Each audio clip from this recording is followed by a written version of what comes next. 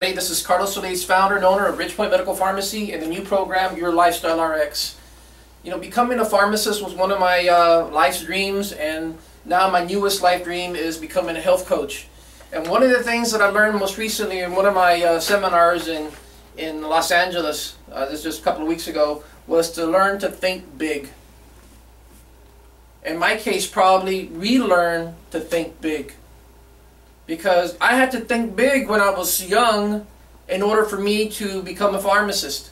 If I had been thinking small as I was growing up and only wanting to, let's say, my big goal was to just get out of high school, then my dream wouldn't have been big enough to let me become eventually a pharmacist. If my dream had been, my only goal really is just to get out of high school.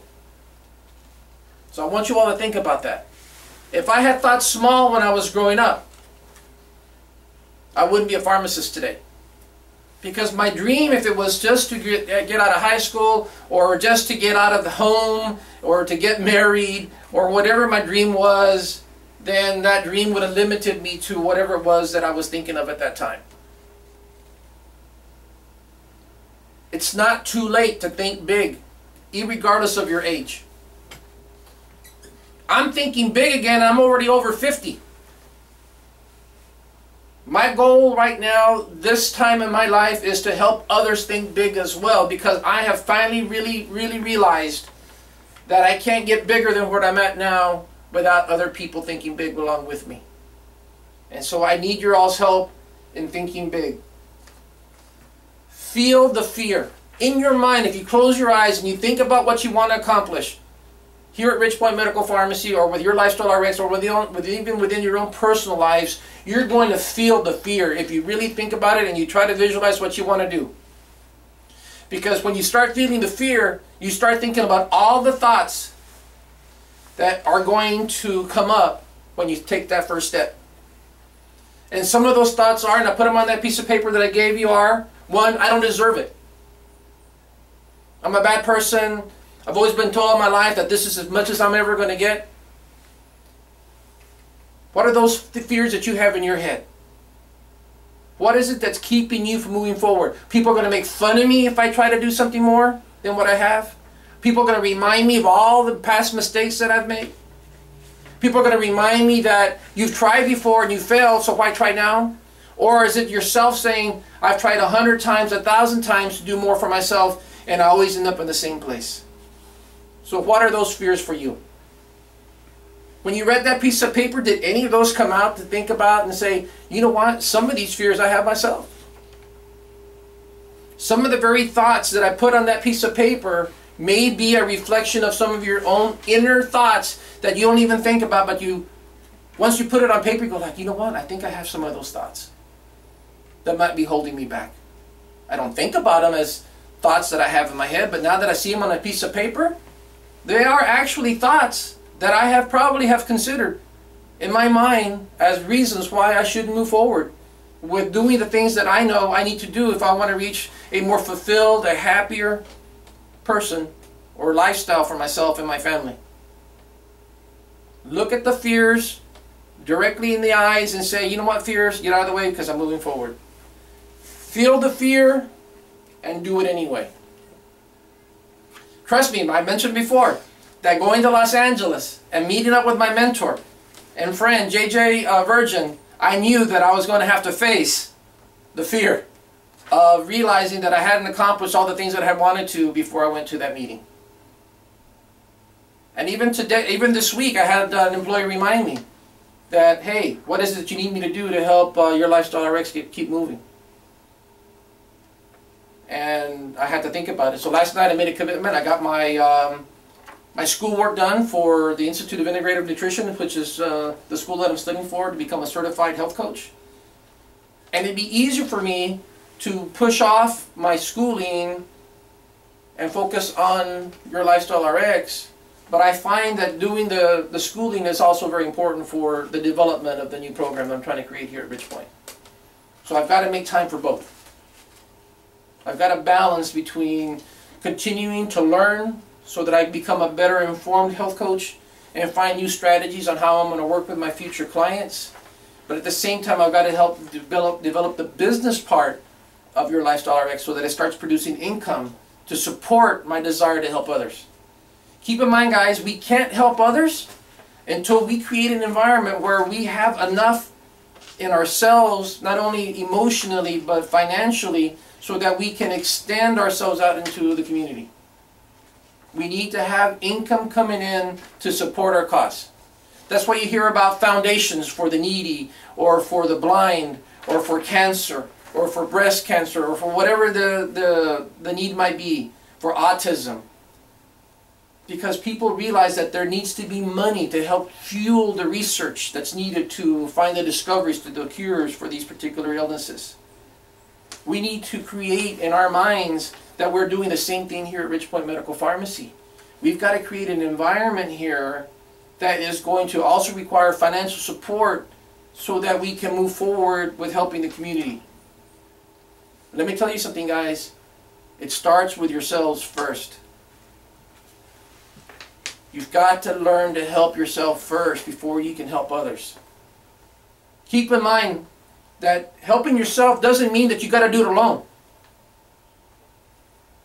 If I hadn't made a decision over a year and a half ago to see a doctor friend of mine to help me with losing weight, I'd probably be in the same boat that some of you in this room are right now, experiencing issues with weight loss or the inability to get into better fitness. I had to actually make a decision in my mind to seek help, and you know what? I'm glad I did, because it's transformed who I've become. When some of you see me, don't look at my weaknesses, which you're going to find. Look for me for the strengths that I exhibit and that I'm showing, because we're all going to have our weaknesses. And then when you're seeing someone who's helping you, and all you're doing is focusing on their weaknesses instead of focusing on their strengths, on what they're trying to bring to the table, if all you're focusing on is the negativity, then that's what you're going to get. Visualize to materialize. So if you're visualizing something that's not productive, and if you're visualizing only the negative despite the positive that's in front of you, you're still going to get the negative. The greatest athletes in the world all use visualization to help them move forward. All of them. When they're going to be in a race, they close their eyes and they visualize the race. How they're going to start off, how they're going to be moving forward during the race. They pretend to see where their competition is during the race. They realize at what point they're going to sprint, or when they're going to move forward, or when they're going to slow down, and how they're going to recover if a fall occurs during the race, and what they need to do then to recover from that process. Because in every single race, there are times when you fall. So it's very, very important, guys, to keep that in mind. That there is situations that come up where we do fall despite all the best intentions that we have. Despite all the best intentions, things happen. This week I had some personal stuff come into my life that challenged me and slowed me down from doing some of the stuff I needed to do this week. And now I got to put that behind me and say, okay, you know what? That was a little deterrent. It slowed me down, but that doesn't mean it stopped me. And what did I learn from that process? What did I learn from this process? And that is that I still got to continue to evaluate and continue to move forward with the process, despite my challenges. The fear, guys, look at that piece of paper and think about the fears that you have in your mind. When you don't have the support of people in your lives, it makes it really difficult to move forward. If you're not finding support in your immediate family, you know what? That's okay. When you come to work here at Ridgepoint Medical Pharmacy, find the support here. You got to put away all the petty stuff, guys. Put away the petty stuff that happens in our personal lives. Because they're going to happen. Stop pulling each other down instead of pushing each other up. Because that really is my goal. I have my own flaws, and I bring that up a lot. Because if you all see where I'm at and I have my flaws, that's because I don't focus on my flaws to get where I'm going. When you all look at me and you see, you know what? He has this, this, and this, but he also does these other things that aren't what he says he's trying to do, you're focusing on the negative. You're not focusing on this part of who and what I'm trying to bring to the table. Because you're going to find flaws in me. You certainly will. Because I find flaws in myself. And it's just like anybody who goes to church. You don't go to church because you're not a sinner. You go to church because you are a sinner. And so all these times when I was growing up, and I would call people who went to church hypocrites for going to church, and yet they were sinners when they were out of church. It's really something that I really shouldn't even thought of, because that's why you go to church. Because when you go out, when you leave the church, you're going to probably make sin, hopefully less of them the next time than you did the week before. And we're going to continue to do things that we're going to be unhappy about. But we need to focus on what we're bringing good to the table. Every single day, guys, I have to remind myself of the good that I bring to the table. And it's sometimes very frustrating for me when I feel like I'm bringing something to the table and people aren't willing to receive it because of their own fears of wanting to accept what I'm bringing to the table. Some of you in this room have been slow to embrace some of the very concepts that I'm bringing to the table. That deep inside, if you really did all these things that I asked you all to do, that you'd be further along emotionally and physically and with your family if you were to put into practice some of the very things that I asked you to do. And that starts with every single week, even if it just means taking 20 or 30 minutes out of your life and looking up something on YouTube or on the internet for something for inspiration. If you haven't taken that simple step yet, guys, think about it. How hard is it to do that for most of you all who have access to the internet? To find 20 or 30 minutes every single week. To find something inspirational. To give you something to look forward to give you some hope. Because a lot of times we don't have hope in our immediate lives.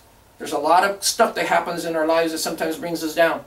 The hardest time to love ourselves is when someone else isn't loving you that you love. And that's the easiest time for you to find self-pity and to say, gosh, man, the person who I love the most is the one who's rejecting me. And right now I'm working with someone in my life who is experiencing that in her life. And it tears me apart that she's having to face those things. But rather than me feel sorry for her, I'm trying to give her the strength and the courage, and I'm trying to find her resources to help her deal with those situations. So I'm coming to her aid, so to speak, to help her rise up against all these challenges that she's not been prepared to handle. And so I'm very grateful that I'm in a situation right now where I'm able to bring this information that I'm sharing with you, I'm now sharing with her. So find yourselves grateful that you have access to this information, guys. That you could be doing the very same thing. If you can't envision yourselves doing what I'm doing right now, you'll never be able to do it. If you can't close your eyes right now and say, one of these days, I'm going to be standing right there where Carlos is standing and doing the very same things that he's doing, then you'll never be able to do this. That doesn't mean that you need to be doing what I'm doing. I'm just using that as an example of, if you close your mind and say, you know what, I could never do what Carlos is doing. Just a few years ago, I would never have imagined me doing what I'm doing either. Just a few years ago, I would never have imagined doing what I'm doing either. Putting myself on YouTube and letting myself be exposed to the entire world is a big exposure for me. Besides just the exposure that I have here in this room. And all the potential rejections of people who look at my YouTube videos and say, boy, that guy doesn't know what he's doing or what he's saying. Or didn't do a very good job of executing his thoughts and putting things in good sequence. Because trust me, I've gotten some of the comments about some of the YouTube videos that I've done. And they've not been very pretty, some of them, in their criticism of how I presented myself. That doesn't prevent me from doing it again, though. What it did teach me was that I need to do a better job of preparing when I have these meetings. So I do try to prepare more now than I used to in the past. And I do try to come in here with a more concrete message that hopefully you'll take away from here, something that will at least be something that you can at least grab onto for the day, and then carry that with you for the rest of the day. So the reason why I'm now giving you pieces of paper to take home with you, or take back when you go back to your workstations, is so that you can use this to kind of reflect upon some of the stuff that we talked about today. Thinking big. Thinking big. We've got some upcoming changes in our industry by July of this year, which is just now, what, 6 months away? And if you're not thinking big, we're not going to be able to deal with those changes. If we keep thinking the way we're thinking now, we're not going to get prepared for the changes that are going to come. And there will be consequences, either positive or negative, depending on what we do for the next 6 months. When I was talking to my CPA yesterday about bringing in a protein and smoothie bar here at the pharmacy, first thing that came out of his mouth was, do you have the money? And do you realize what it's going to cost? And the disruption it's going to create if you try to put that into your pharmacy. So he put up a barrier, right? An immediate financial barrier, saying, really think about what you're going to do. And I said, fine, that's a barrier. We need to overcome it. I need to find a way to make that a reality. It may mean that I got to change my direction in how quickly I can implement the bar, the protein bar. It may be a delay in how quickly we can get this service to the clients that we need to provide it to. But it's just a delay. It may mean that I have to do it in a different way than what I was originally thinking, which is fine. People need to bring up the challenges, the reality of what the potential obstacles are going to be. And then you have to adapt to those changes. The fact that I thought in my mind it was going to be something that we could do, we just put in the bar, blah, blah, put it in some drainage, and he says, no, you know what, it's a lot more complicated than that. Prepared me for the potential consequences. Okay, I'm okay with now. Yesterday it kind of came to me as a shock. I kind of felt a little bit down that here I was bringing in a really good idea and it was shot down by my CPA. But now that I think about it, it's more on the issue of, yes, this is a reality and this is what I've got to face in order to overcome that challenge. But I need my team. I need you guys to be with me on this. You know, yesterday I was really pleased that, you know, we got a customer that wanted to buy the protein shake, and we provided them with recipes. But if I hadn't printed out the recipes beforehand, we wouldn't have had recipes to provide to our customer. You know, what recipes are you all looking up on the internet to help me with? What are you doing? What research are you doing on your own to help us grow into your Lifestyle RX? It doesn't have to be just me to come up with these ideas, guys. It doesn't have to be me who goes onto the internet and subscribes to all these nutrition websites so that I can bring that information to the pharmacy. What I'm saying is that you all can also be doing things to contribute to our growth. It doesn't have to be just the boss. It needs to be the team. And I'm really pleased that some of you are, you know, joining the gym and going and exercising, and some of you are, you know, changing your diets, and you know, some of you are doing other programs like the Insanity program and stuff like that. That's all great. Keep it up. Don't give up though. Don't give up on that goal. 90% of the people who make New Year resolutions within 1 month stop their resolution process, whether it's to get fit or to get healthier or to reach their financial goals. After 1 month of not having very much success, they give up. Don't be among that 90% that gives up after just 1 month when you find that you're not getting to where you want to be. Every single week, guys, as you know, I try to come with a different message. And it requires me thinking about what message am I going to bring to the table every single week. And I've got to take time out of my schedule to prepare for these discussions so that I can bring something that I hope will help lift you up to the next level and keep bringing you up each week. And there'll be some weeks where I'm going to disappoint you, whether it's in my message, or whether it's in my behavior, or whether it's in something that I didn't do. You will be disappointed at some point. But you got to stay grounded in the overall message that I'm trying to bring to the table. And that is that we need to help each other. In my most recent studies here right now with the Institute of Integrative Nutrition, they're discussing about adopting a school to help bring in a better school food program to your area. And that's something that I'm going to be discussing really soon with my two brothers. One who's on a school board in one of the adjacent cities, and my other brother who now works with the school district of the city that I grew up in. So guys, you know, it's not so much that I start just doing things here at the pharmacy. I need to move myself out into the community. We need to start doing health fairs and getting involved and getting exposed. We need to start changing it up out there so it looks more attractive for the customers to want to look at our products. If you go out there right now, there's no real signage that makes people want to, you know, buy our products.